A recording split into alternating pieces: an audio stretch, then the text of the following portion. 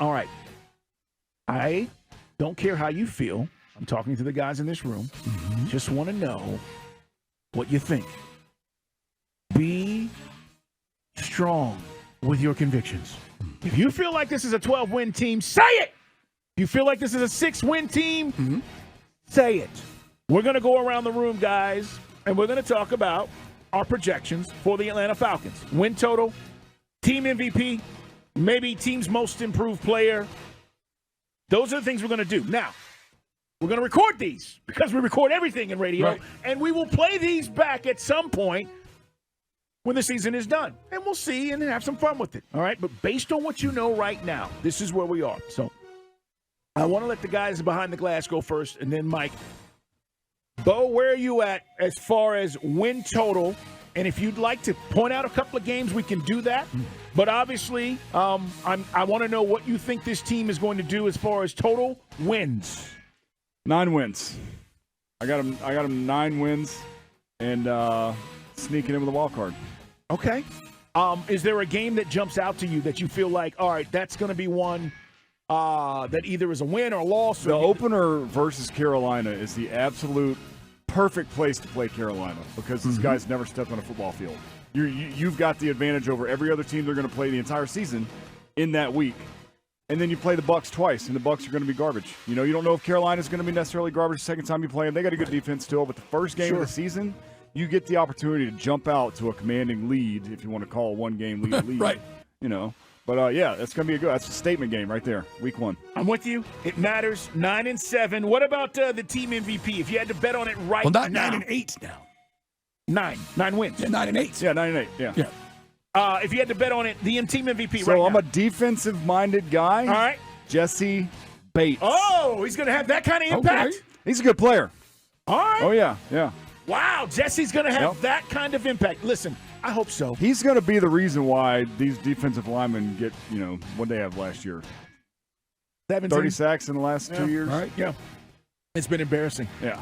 Therefore, most improved player is the guy that they need to improve in year 2, Arnold Ebiketie. Bingo. Ooh. Been harping on that all offseason. Have to. And hopefully these new guys we brought in, the rising tide raises all the ships, including his boat, on defense. Very good. That's a good play. That is Big Beau. We call him Big Beau because he's bigger than, Little Beau.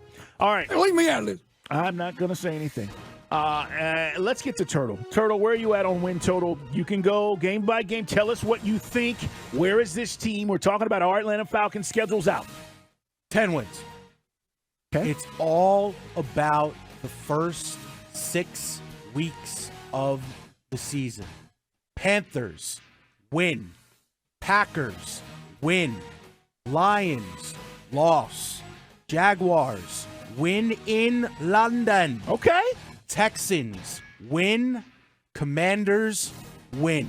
If you've made the type of progress that we expect this team to have made this offseason, those are all wins, and they shouldn't even be relatively close.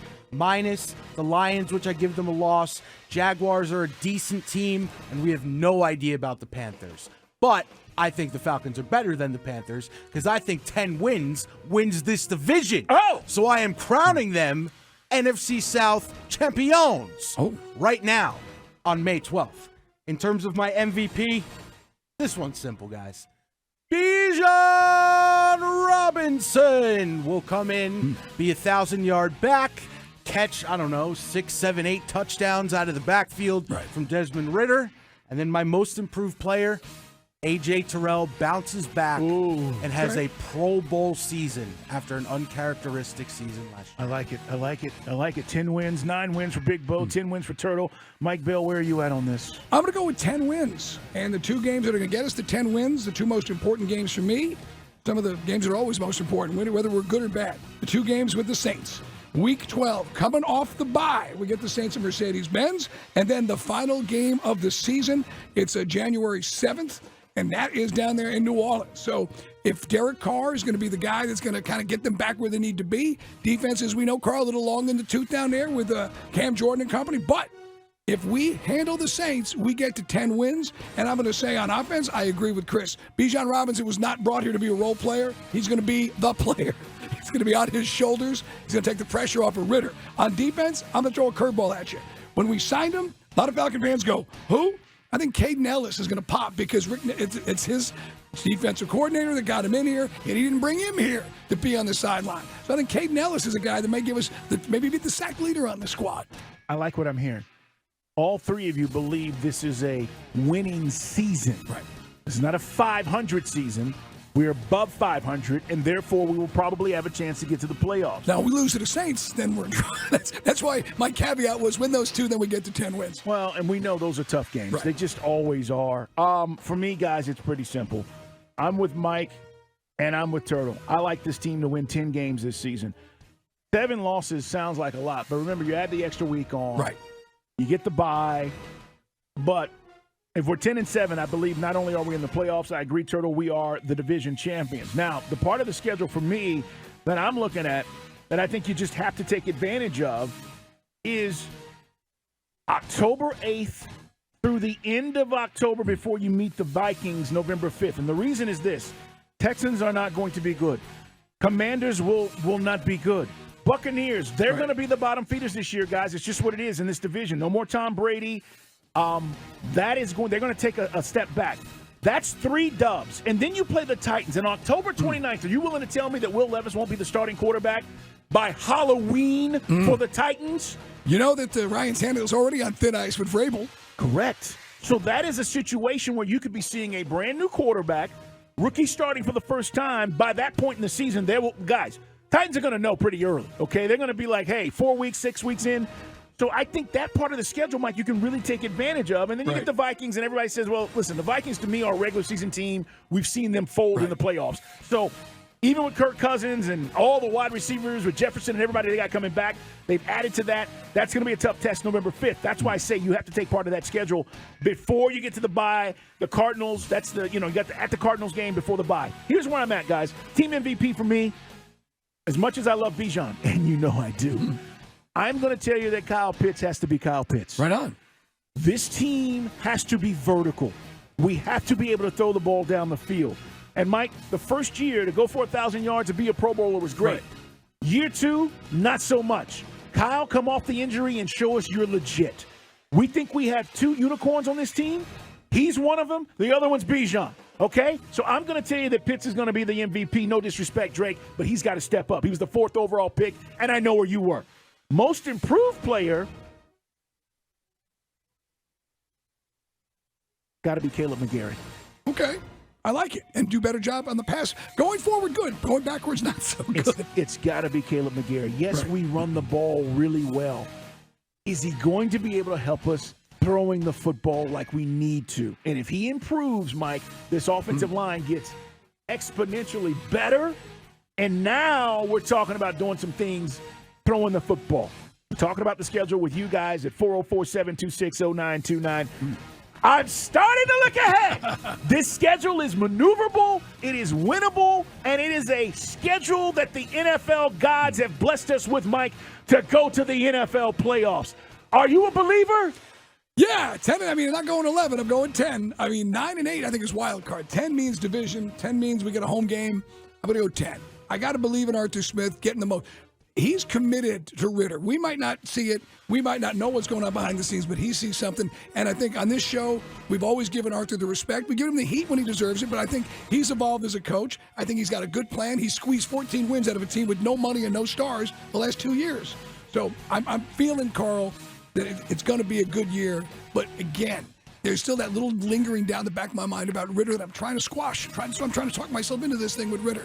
I was really close to saying 9, but I'm going to go with 10. The second best quarterback they play all season, guys, is Kirk freaking Cousins. Yes, behind Aaron Rodgers. They play Aaron Rodgers, and then it's Kirk Cousins. We get Derek Carr twice. You know, we get Trevor Lawrence might be put on a display in London. Might be. Justin Fields might be. Yeah. Colts, who's starting for them? But that's why I was doing that rap when I saw that 417 winning percentage. It is based on last year. And teams are always rising and falling, Carl, and there's injuries and all the factors that come into this. But, hey, everybody does this. It's fun to have a little fun around the water cooler. I say 10 wins, brother. And you got 10 as well? I do. And we got 9 from Beau and 10 from Chris. And, guys, you can send us your win total. Again, and if you go, well, how are you guys doing this? Simple. Draft's done. Free agency's done.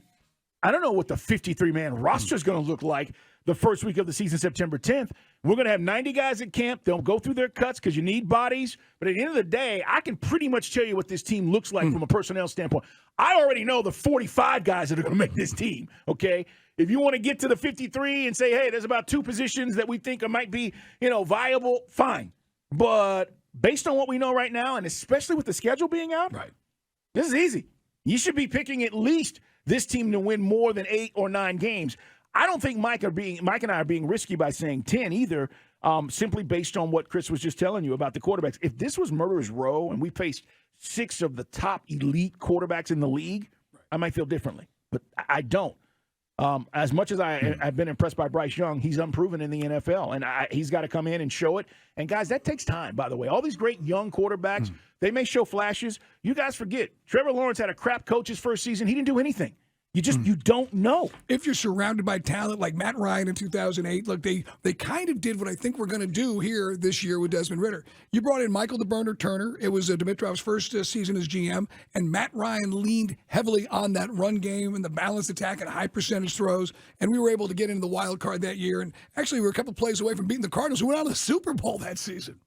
Yeah, it's not an exact science. Nothing is in the NFL, but improving your personnel does matter, and improving your talent across the board does matter. And if you are one of these people who are like, well, I don't see it, well, I don't know what to tell you, because this is an improvement from where we have been. Yeah, guys, we loaded up. I mean, we brought in on paper, on paper, we were having fun with this, but just looking at the talent, we brought in over 3 dozen sacks we didn't have last year that had been brought in from the guys that we added. So we've got more players who can make plays on defense. The defense arguably is better than it's been in years. I mean, you got to go all the way, way back, Carl, to look at the 98 Bomb Squad for some of the names.